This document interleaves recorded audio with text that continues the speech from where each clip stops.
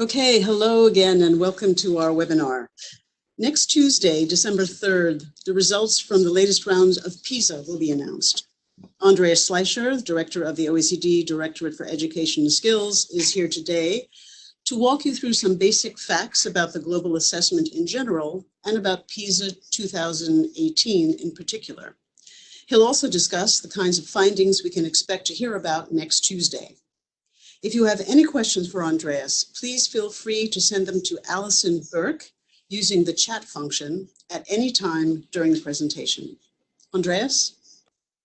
Thanks so much, Marilyn, and welcome. And those of you who expect to hear about the results from the 2018 assessment will be very disappointed. I'm not going to talk about any of the findings from the 2018 assessment. I'm talking about the nature of the instruments, what we're trying to measure. I'm also talking about a few results from previous PISA assessments to give you a sense of what you can expect. So let's start with this. 600,000 students took part in this latest assessment. That's the biggest sample we've ever collected. They represent about 32 million 15-year-old students in the 79 countries that took part.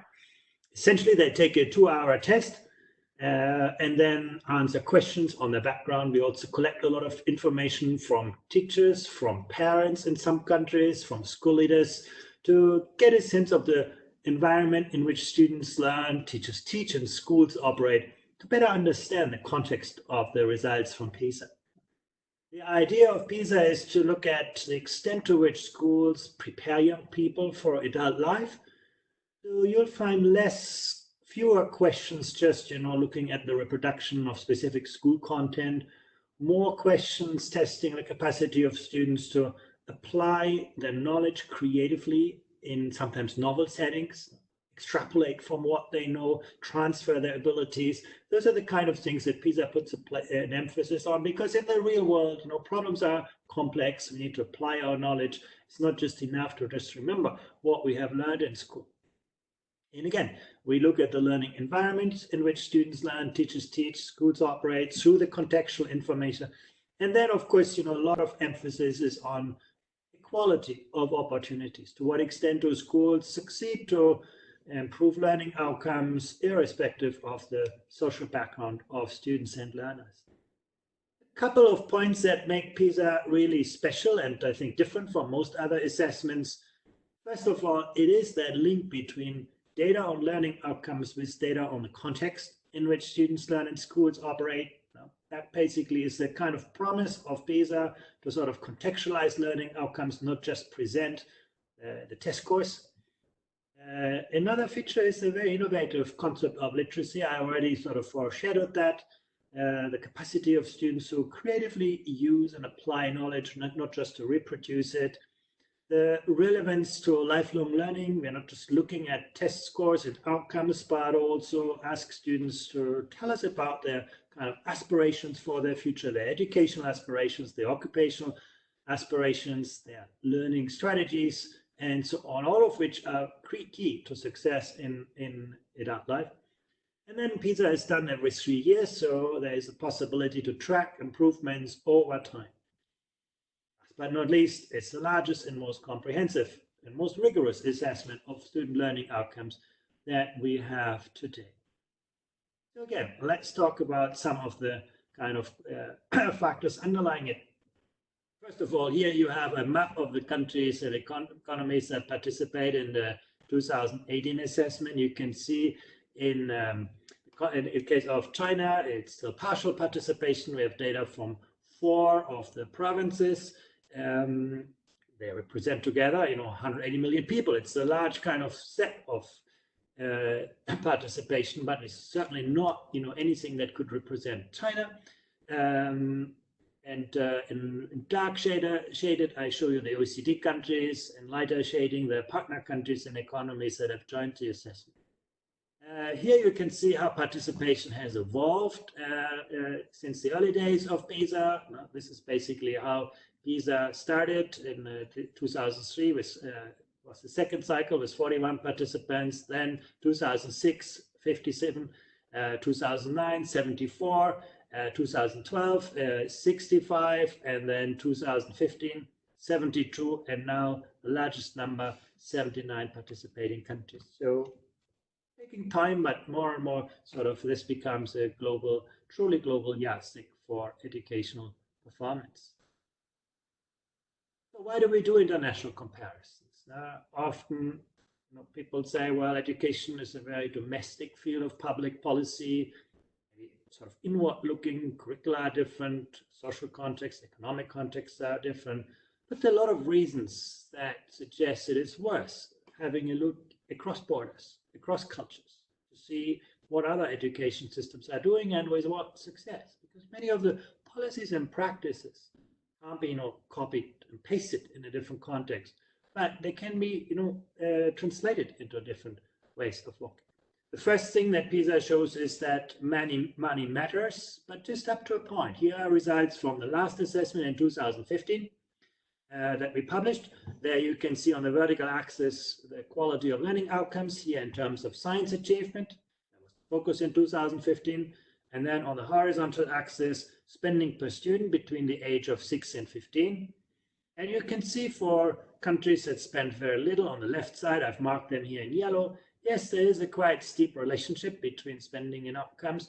But once you move beyond the point of spending $50,000 between the ages of 6 and 15, you actually see almost no relationship between spending and learning outcomes. Some countries do really well despite moderate investments, and other countries spend a lot and don't do so well on the PISA assessment. That's why it is worth to look beyond money and also to look at how different countries spend their money very differently. Another presumption is that learning time is of course important. You can see it varies enormously across countries. In blue, I mark the time that students spend learning in school, also from our 2015 assessment. In yellow, the time that students spend learning out of school. And you can see in a country like the United Arab Emirates, at the top end, students spend close to 60 hours learning per week. And at the same time in Finland, on the left side here, it's a little bit more than half of that time. Big differences in the volume of learning time that students invest. Then when you look at outcomes, the productivity and learning gains per hour of instruction, you can see in Finland or Germany or Switzerland or Japan, students learn a lot in very little time. While in the United Arab Emirates, they spend a lot of time and learn comparatively little. So once again, it's not the volume of learning time, it's how we use student learning time that seems to be the better predictor for the quality of learning outcomes. Now, learning outcomes are always the product of the quantity of opportunity and the quality of opportunity. So it's important to take into account the quality, and again, that makes international comparisons so interesting and so relevant. Here's another picture. In the vertical axis, you see the schooling up, the performance of schools. And every dot that you can see on this slide is one school. In Brazil, the larger dots are the larger schools, the smaller dots are the smaller schools. And I've marked the private schools in blue and the public schools in gray. And on the horizontal axis, I show you the social economic context in which these schools operate, measured by the social context of the students who are enrolled in this school at age 15. And you can see there's a relationship between the two. As you move from left to right, you get to wealthier neighborhoods, you can see actually that school performance increases. But actually not much more than what you predict from the social background of learning outcomes. There are some variations in this. You can see, for example, here is a school in an average kind of social context, not doing very well, whereas here is a school that is doing very well, despite having only an average social and economic context. So again, you can see already poverty need not be destiny. Some schools do seem to be doing great, despite just moderate social context. Also, you can see here how the wealthier parents have bought themselves out of the Brazilian education systems. Now the blue dots are all to the right, the gray dots are more to the left. But again, the private schools in Brazil don't do better than what you predict from their social and economic context. Now, they're pretty much following this regression line that we are showing here. Now, but still, most people looking at this chart would tell you, well, it's all about social background. Once you know the kind of zip code of a school, and the social background of their students, you can pretty well predict where the school is going to come out. And yes, to some extent that's true in a national context. But, you not compare those results with what we see in Vietnam. And there you can see basically all of the schools are more to the left. And yet they're doing much better. So in an international perspective, you can see that disadvantaged schools in Brazil show very low results. That's true in many countries. But in Vietnam, the schools from the same kind of social backgrounds do actually quite well. Again, that shows us why it's worth looking across borders. What is Vietnam doing differently in its disadvantaged schools to achieve well? We could also see before, in the case of Brazil, the wealthy parents have bought themselves out of the kind of public school system to send their children to private schools. That's not the case in Vietnam. In the case of Vietnam, private schools are not doing particularly well, and they're actually not the choice of children from wealthier backgrounds. That's what makes international comparisons interesting and relevant. Bringing you back to Brazil, you can see the same picture. And another way of looking at this, take the United States. Here I have ordered learning outcomes by decile of social background for the United States. Now, the red dot is the mathematics performance of the 10% most disadvantaged American 15-year-olds, and that was in 2012 on the PISA mathematics assessment. And the green dot is the mathematics performance of the 10% most privileged American 15-year-olds. You can see there's a wide gap between students from wealthier and less wealthy backgrounds. Now again, to what extent is this inevitable? Well, have a look at the result from Estonia, and you can see in 2012, Estonian 15-year-olds from the poorest neighborhoods, the same kind of neighborhoods that did very, very poorly in the United States, they did as well as the average American. And actually, the 10% most disadvantaged students from the same social background in the province of Shanghai in China did as well as the 10% most privileged students in the United States. So again, it's an illustration that poverty need not be destiny. It's worth looking at the policies and practices that some countries deploy to, for example, attract the most talented teachers to the most challenging classrooms and ensure that every student benefits from very good teaching. Now, how is PISA governed? Basically, the principal mechanism to govern PISA is the PISA Governing Board, in which every participating country can be represented. And that board makes decisions on the design of PISA, on what is going to be assessed, how PISA assesses things like literacy, mathematics, science, but also what additional elements are going to be included. For example, in 2015, we included also the assessment of collaborative problem-solving skills, social skills. In 2018, PISA included global competency. Now, all of those decisions are made by the PISA Governing Board. But that's not the only way in which countries shape the project. Very important, they're also very strongly engaged in international subject matter groups and national subject matter groups. In fact, one of the secrets of the success of PISA is that it's approach to crowdsourcing. Most of the tasks that you find in the PISA assessment have been contributed in one or another way by the ideas from the participating countries. The PISA frameworks that define what is being assessed and how things are being assessed is collaboratively developed by the countries, agreed by the countries. So before we go into the assessment, we have a fairly solid understanding of how we can compare outcomes across countries and cultures to ensure, and also to ensure that the assessment is relevant, appropriate in so many different countries and contexts. It takes its time, basically the assessment, from scratch, from the initial idea to the test, takes us, something like 4 or 5 years. But that's the price for a very inclusive process that ultimately ensures that the results are comparable across countries and cultures and valid in so many different contexts. Then there is the OECD, my organization, that basically coordinates all of this effort. And we have also international technical experts that ensure that we use the latest and best methods to compare the results. At the national level, countries also have national expert groups that help to, again, translate the kind of PISA instrumentation to national context, ensure that each and every of the PISA tasks that we give to students is reviewed in the context of a national instructional system. National project managers run the survey. They basically ensure that the survey is administered in accordance with the standards agreed internationally upon. We have an international consortium of institutions and entities that basically provide the expertise to sort of deliver all of the technical kind of work behind PISA. And then we have national experts who help the international technical advisory group. So that's basically how the process is run. It's fairly complex, I admit that, but that is the nature of an international undertaking that seeks to have broad ownership and participation from the countries that are being assessed.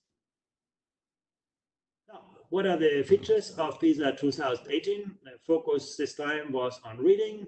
Basically, every 9 years, we repeat the focus on a specific aspect, reading in 2000.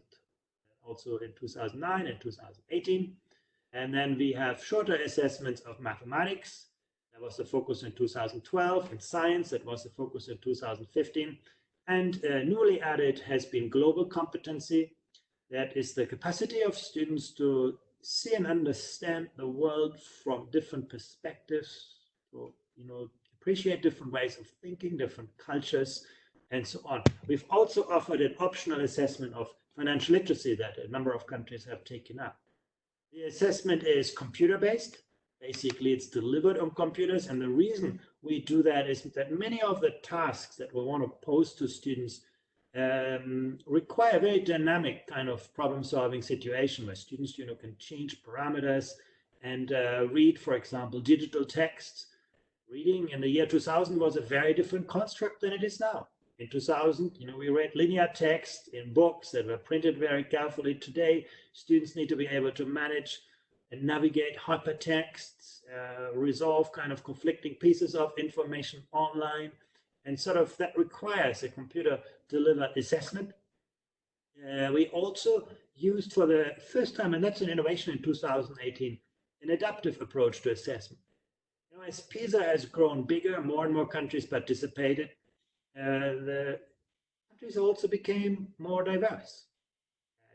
Sort of countries join at the high end of the performance distribution, but also at the lower end of the performance distribution. So what we have seen over the years, and that was also one of the criticisms often raised to PISA, is how can you give a one-size-fits-all assessment to students in so different kind of environments and with so different abilities? So in 2018, we addressed that problem by creating an adaptive assessment environment. Basically, students start with an initial kind of test, and if they get those questions fairly right, then they will be given harder elements in the test up to the point that they reach their kind of potential. In the same way, if students have difficulties with this very first component, they will be given an easier block, and afterwards maybe an even easier block. So in a way, the test responds to the student abilities in an interactive way, and therefore captures more precisely the different learning abilities. It's also fairer and more appropriate to do this. If you are a student with great difficulties, for example, a student who's just recently migrated to the country of destination, you don't yet speak the language well also, and you get a very, very difficult, complex test, it may be too hard for students. They may get very frustrated and not respond very well to the test. And in the same way, if you have a student who's very, very smart, very strong performer, and they are given tasks that are way too easy for them, then in the same way, they might not respond very carefully to this test, and we might not be able to measure their ability. So that's the reason for this adaptive test. But the important thing is that we can link all of this back to a common scale. The magic of item response theory allows us to actually map all of the student responses, even though they were given different elements of the test, back to a common scale, because there's enough commonality in the test elements that different students are given. And then I already said there is a background questionnaire where students talk about themselves, their attitudes, their disposition and beliefs, their homes, the school and learning experiences, all of those kinds of factors that might contribute to the learning outcomes that we measure. We got information from school principals about how they manage their schools, how the learning environment is being organized, and things like this. And then there were optional questionnaires for teachers. Who are the teachers and teaching practices, the parents, how they are involved in their children's school and learning. And then also to a group of countries used a special questionnaire on students' familiarity with computers, obviously something very important when we assess reading in the digital world. What does the test measure? In reading, the test focuses on students' capacity to understand, use, evaluate, reflect on, and engage with text.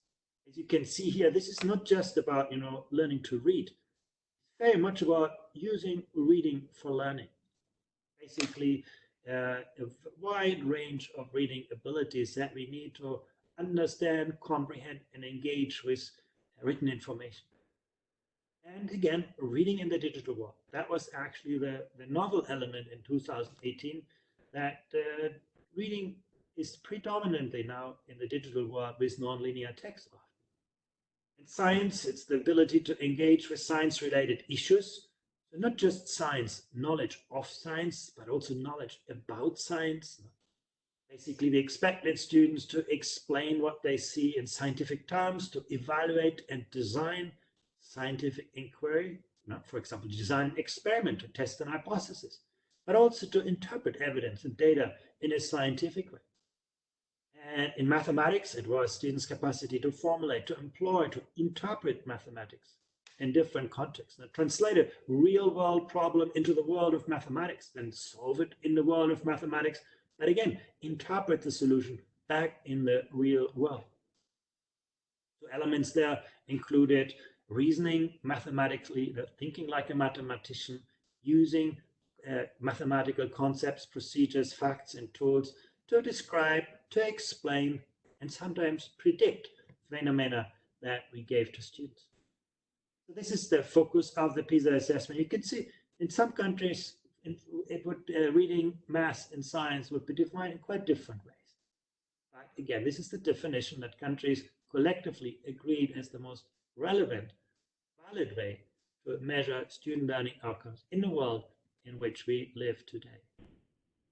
Now, how were the students tested? I said most of this already. The computer-based assessment was designed as a 2-hour test with 1 hour allocated to reading, and then the rest to the other elements, and then the adaptive assessment I already explained. For some countries that were unable to use a computer-based version, we gave a paper-based version still of PISA. We obviously couldn't assess all of the facets of the PISA 2018 test, but more or less we can compare results. So one question that we often get is, why didn't you just select 10th graders? They were very easy to identify in a school. The testing would be, quite, easy to undertake. You just go into a 10th grade classroom and test everybody. Why did we test students of age 15, specific age group? Well, the most important reason is that if you test 15-year-olds, in some countries, students will begin school at age 4, and then those 15-year-olds will have many years of schooling. In other countries, school begins at age 7, and then at age 15, students would have had fewer years of education. So basically, we are trying to sort of capture the cumulative learning experience at an age that is coherent and standardized across countries, whereas a grade could mean something very different in different kind of contexts. We also know that school grade levels are sometimes not very good indicators of where students are in their cognitive development. So that's basically the principal reasons why we focus on a specific age. And that's basically coherent across countries. And basically what we are looking at, what have societies, education systems achieved at this age that we can actually compare quite well across countries. The target population, more precisely, I said 15-year-olds, but precisely it was students aged between 15 years and 3 months and 16 years and 2 months at the time when they were tested. And we also wanted to ensure that they have completed at least 6 years of formal schooling. So in a few countries, there were students with fewer years, and then they were in the excluded population. And we included students from any form of formal education. They could be enrolled full-time, they could be enrolled part-time, they could be enrolled in academic or vocational programs, public schools, private schools. Basically, that is a requirement for administering PISA, that the assessment is quite comprehensive in the population it covers. Now, that is the theory. Sometimes there are reasons why not all 15-year-olds take part in the PISA assessment. Now, some might not participate in any form of education institutions. Some might be excluded for some other reasons. They might live in very remote areas that could not be captured and so on. But the coverage of PISA is, of course, an important criterion for comparability. And here you can see data from the latest 2018 results. This is basically the share of 15-year-olds that are covered by PISA, and it varies. If you go to the right side of the chart, you can see the majority of students in Baku, Azerbaijan, were not enrolled in formal education institutions and covered by PISA. So the coverage is quite limited. On the other hand, if you look to Germany or Hong Kong or Slovenia, you can see virtually every student that is 15-year-old in the country is also covered by PISA. So that's something that we always need to take into account in the interpretation of the results. When PISA results for 2015 and 2012 were published, several people said, well, if you take a country like the provinces of China that participated, now you can see we have only about a little more than 80% of the students covered by PISA. Yeah, but even in OECD countries, you take the United States, that's not much better. That's not so bad actually to cover 80% of a population. But what we also see that coverage has actually improved over the years, and in many countries it is now well above 9 out of 10 15-year-olds that took this assessment that were covered by the target population. But this is something that we always need to take into account when we interpret the results. We have also applied very strict technical standards. First of all, we require that the overall exclusion rate in a country be below 5%. So, for example, students with language difficulties or students who could physically not take the PISA test. Those cases do exist, but we required countries to be very to make every possible effort that all students are being included who are enrolled in formal institutions, and so that's actually been really well achieved. You can see that in the middle, in 31 of the 79 countries, the percentage of school level exclusions was less than 1%. And it was less than 4% or less in all except 5 countries. So actually, that's one of the things that PISA has put a lot of emphasis on to ensure that students who should be assessed, who are enrolled in formal education institutions, also take part in the test. And I already said schools could be in remote regions that are not accessible. That could be very small schools sometimes and things like this. So, and we also had students exclusions because of intellectual disability or limited proficiency in the language of the assessment. So those were the kind of conditions that justified exclusions. But as you can see here, PISA has done really well to ensure that those exclusions remain very small by international.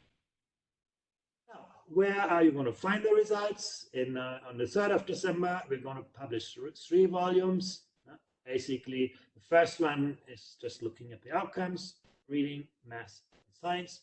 The second volume focuses on equity. It looks at socioeconomic disparities and gender disparities, and also important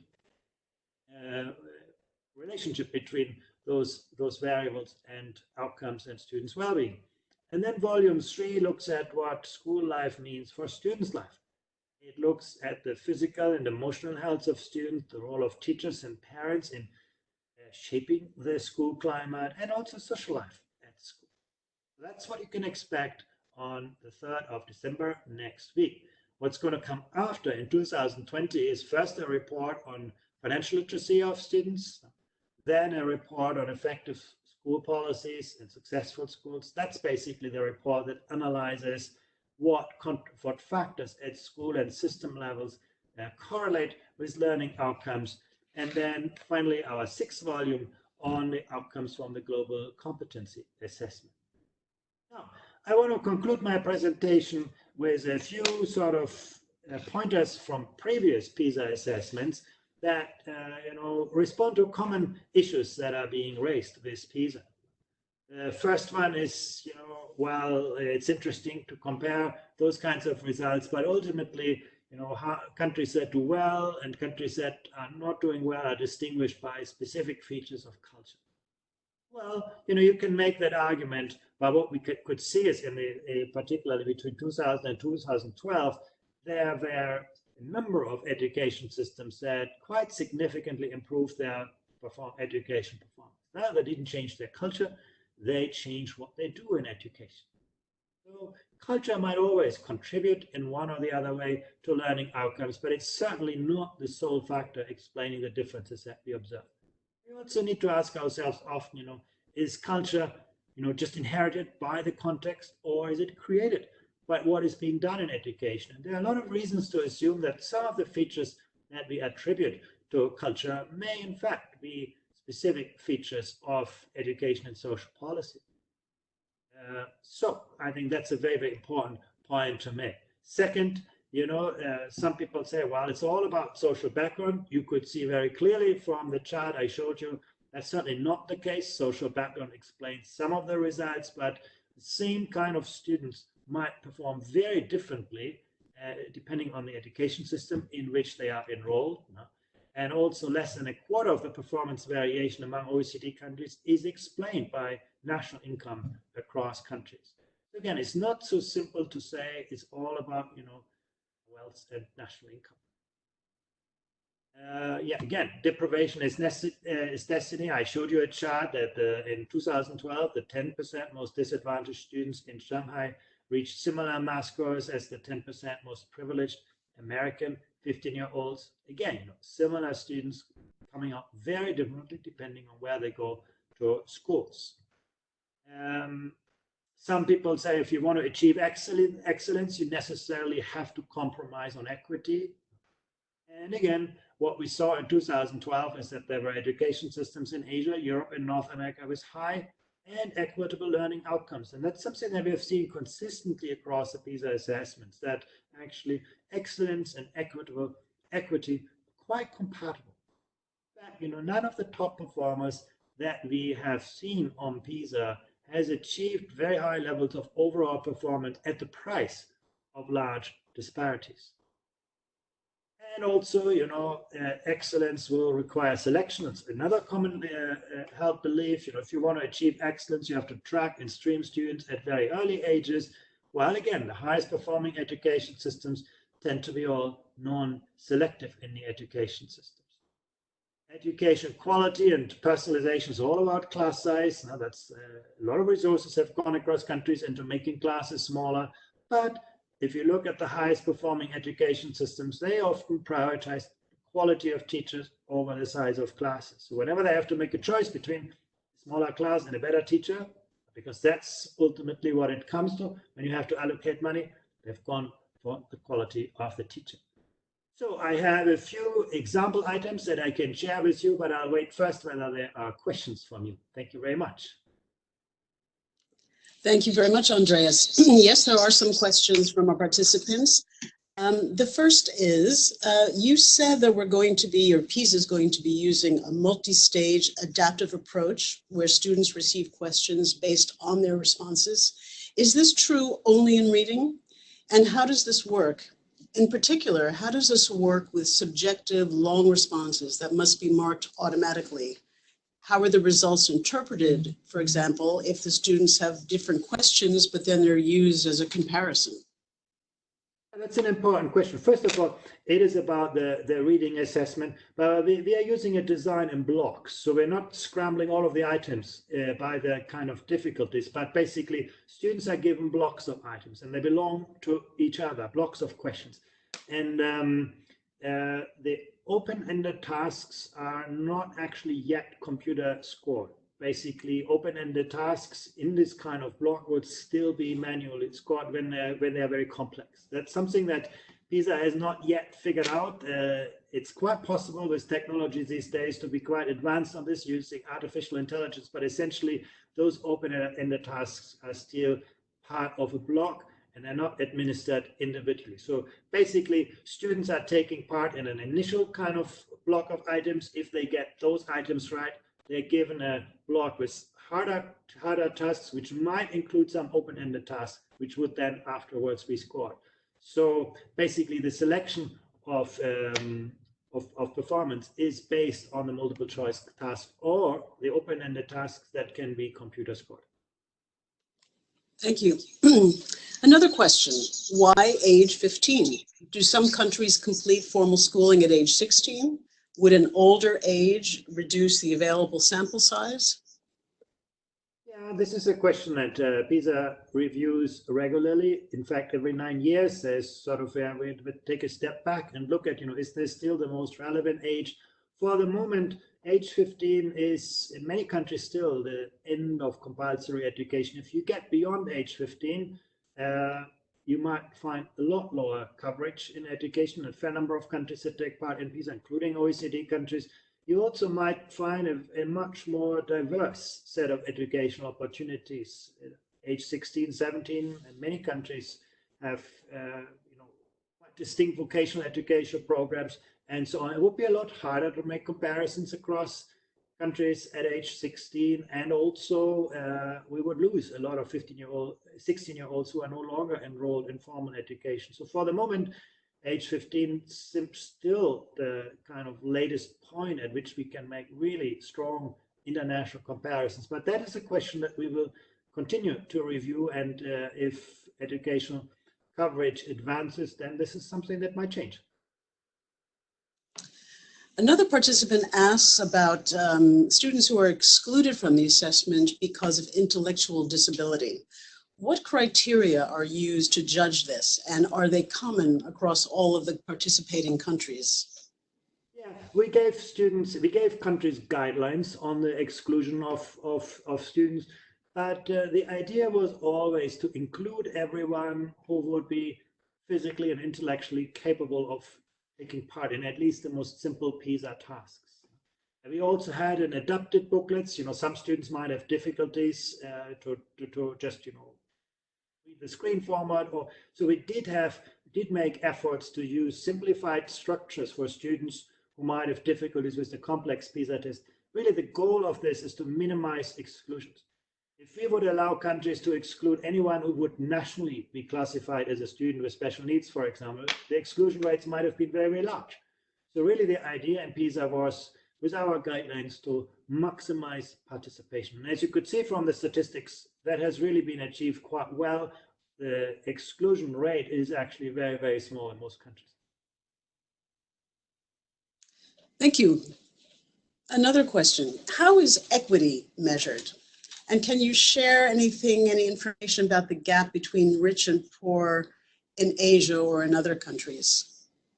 Yeah, that's actually a very good question, because there are many different approaches to measuring equity. One approach is simply to measure the degree of equality in learning outcomes. But we couldn't assume that all students should have the same kind of score in every subject. That would not be a kind of realistic or meaningful assumption. Another opportunity would be to measure equity simply by resources.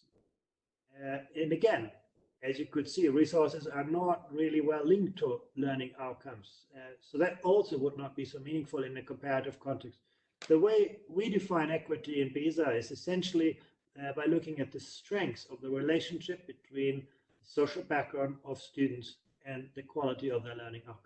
The assumption behind that is that An education system should strive to give all students similar learning opportunities, irrespective of their social background, and therefore to achieve results that are comparable. So it's the strengths of the relationship between social background and learning outcomes that PISA uses as the key criterion for measuring equity. Now, how is social background being measured? We actually survey students on a number of aspects. They could relate to, family resources. They could relate to parental occupation, parental education.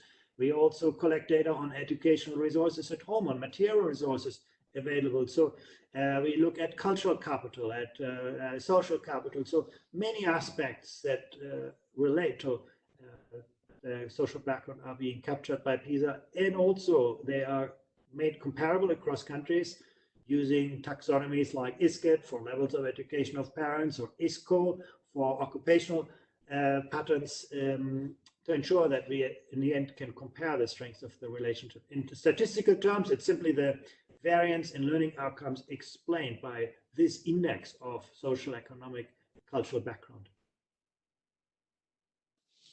Thank you. Another question, what kind of feedback do you get from education systems, the education systems that are examined, and how do you work with them to improve results? Yeah, that feedback usually evolves from the time we publish the PISA results up to several years afterwards. And it initially sort of people see the results, they may be puzzled, they may be surprised in the positive and negative ways, and they raise lots of questions. To just understand those results fully. But then, some months afterwards and years afterwards, people try to probe, what are different countries, what are other countries doing differently to address some of the, challenges that PISA identifies for an education system.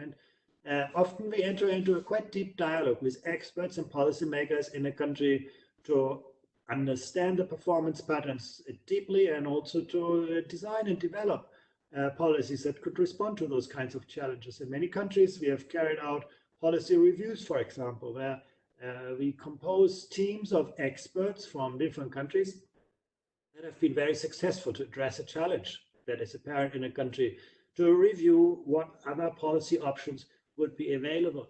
But the kind of bottom line of PISA is, PISA would never tell a country what it should be doing. It rather tells countries what everybody else has been doing and with what success.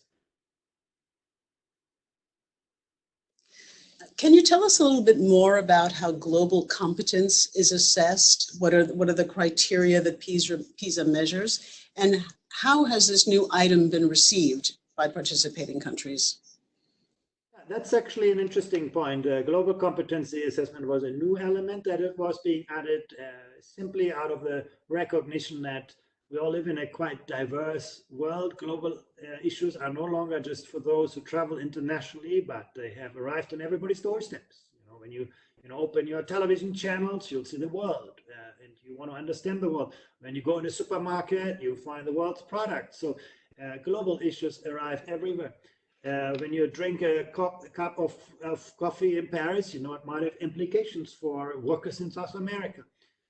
So we, to some extent, we captured this with a test where we looked at students' knowledge about global issues and the interrelatedness of policies and practices in a way that was relevant for 15-year-olds. We also looked at their attitudes and their openness, where students expressed, for example, how they engage with diversity, with different cultures, different ways of thinking. That was more of a self-reflection. So those components come together. There's a kind of test and assessment, more typical like PISA, and then a new element where we look at students' attitudes and engagement. It took us a long time to develop the framework. It's been a challenging task. It's also an area where I would say PISA is more at the beginning than at the end. When we assessed problem solving first in 2003, it was also a starting point, and then it evolved in 2012. We developed a more sophisticated version. In 2015, we finally developed the collaborative assessment of problem solving skills. So, this is more the starting point of this, but it captures a very important element. And we have over 50 countries that took part in at least the attitudinal component. The assessment part was taken by fewer countries.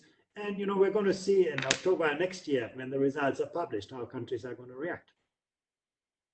In the same vein, since we're talking about this innovative domain, are there other plans ahead for the future of PISA? Do you have any ideas now about what innovative domains you will be assessing in the coming years? Yeah, for the assessment in 2021, the focus will be on creative thinking skills. That is, to what extent and it's not, creativity in a kind of very exceptional sense, the very few who create groundbreaking ideas. It's more about the kind of creative thinking that we can nurture and develop for everybody. Can young people develop original answers to questions? Can they assess the originality of their answers and so on? Can they develop multiple kind of strategies and solutions to problems? It's those kinds of skills that we will assess in 2021. And then in 2004, we're thinking about looking at reading skills in learning in the digital world. How has the digital world transformed approaches to learning?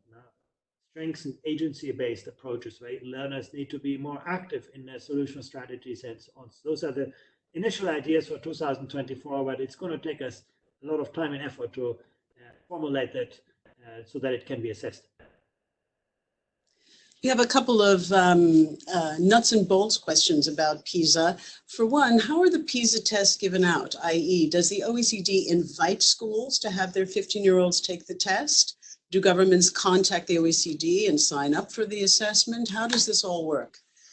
Yeah, the first step is that a government actually signs up to the PISA assessment, and it does so by subscribing to the PISA technical standards that are agreed by participating countries collectively. And that's a very important point. It's not that countries can say, well, I would like to test these schools or these kinds of subsystems. Basically, if a country takes part in the PISA test, it is accepting to assess every 15-year-old that is enrolled in any form of educational institutions, whether public or private, whether in a disadvantaged or privileged region, and so on. And then countries also, according to a very strict protocol, create a comprehensive list of all of their schools who are enrolling, or institutions who are enrolling 15-year-olds. And then we use an international procedure to select a randomized sample of schools. Basically, that is a very important point to ensure that the results are ultimately comparable and reliable across countries. So there are very strict protocols that basically ensure that the same methodology is applied for the selection of students and schools and assessment. So that is something where, and those procedures are every 3 years reviewed and agreed upon by the participating countries. But that's basically the condition. If a country joins PISA, it will need to implement the assessment under the conditions. And at the end of the process, that is very carefully reviewed by an independent evaluation panel. And sometimes the evaluation panel concludes that the conditions are not fulfilled for a country, and in which case the results will either be not published or they will be published below, the other countries, and with a qualification that they're not comparable. So there are standards at the end that set out what needs to be done, and at the end is a review process that looks whether all of these standards have been correctly applied in each of the countries. In fact, a question that extends on that is exclusion criteria used in PISA make it impossible for many countries that are not currently participating to ever join. Are there plans to include such countries in the foreseeable future? Indeed, that is a problem that we realized already in the last years. And for that reason, we developed a variant of PISA called PISA for Development that, for example, allows countries to assess students who are not enrolled in any form of educational institutions. And that assessment has already been administered by a number of countries. I give you examples: Zambia and Senegal, but also Ecuador, Guatemala, Honduras, Paraguay. So yeah, we have been working to address solutions to this. So those countries, in fact, it is that kind of, those strategies are increasingly also embedded in the general PISA procedures and available to all countries to address some of this, because it's a fair point that the technical conditions, the criteria are so strict that it is not possible for some countries that are not part of PISA to join at the moment. But increasingly, we are developing, procedures and processes that overcome those kinds of difficulties. Like the PISA for Development version that we have now essentially can be administered in virtually every country that has a fairly stable school system. A couple of technical questions. How do you find out what happened with the reading results from Spain? And will raw data files also be released on the 3rd of December, and any other technical information about the assessment? Well, the reading results for Spain are a good example where the technical review processes at the end found that the results are not fully compatible with the technical standards. We are not yet in a position to assess the impact that has on comparability. So for the moment, yes, we will not publish the results in the PISA reports and in the kind of database, but if over time, when those data have been carefully analyzed and reviewed, we find that the impact on comparability is not very big, then we will include them at a subsequent point. So that decision is simply deferred, but it's a good example for the point that I had made earlier on. There are strict criteria, and at the end there's a review whether countries meet those criteria, and if that review is negative, then those results will be excluded. Or in the case of Spain, where we can't yet assess fully the impact of those issues, we might publish them at a later point. And one final question. Can PISA evaluate the absolute level of academic performance? It seems to be improving year by year, and a lot of countries seem to be catching up. Well, it's hard to define an absolute level of performance. I think as our societies and economies evolve, that level of what it takes to be literate might change by itself. If you think about in the year 2000, when we started with PISA, fake news would have existed, but they would not be dominant. If you didn't know the answer to a question, you could look it up in an encyclopedia, and you could generally trust the answer to be true. And your school books would be normally carefully curated by experts and stamped by government authorities. And obviously all of that has changed. So the bar is now much higher on the capacity of students to sort of evaluate, reflect on information, sort of think critically when they read. So in a way, the bar is changing as well. Yes, you could see some countries improving. That's true. But if you look at the initial years of PISA, you could still argue that our societies change much faster than our education systems improve. Thank you very much, Andreas. And thank you to all who participated and listened in. We invite you to visit the PISA website, www.oecd.org/PISA, where you'll be able to find this slide presentation, results from previous PISA tests, current and archived issues of PISA in Focus, data visualizations, videos about PISA, and, as of December 3rd, results from the 2018 PISA assessment.